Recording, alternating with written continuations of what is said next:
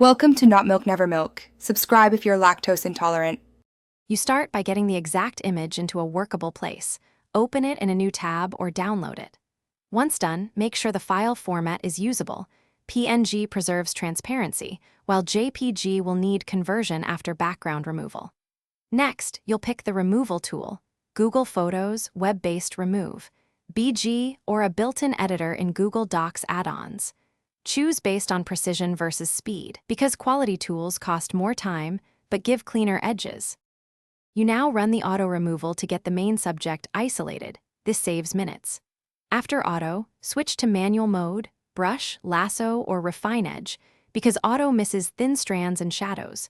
Zoom in for fine work and toggle feathering to soften edges. Small values like 13px often look best.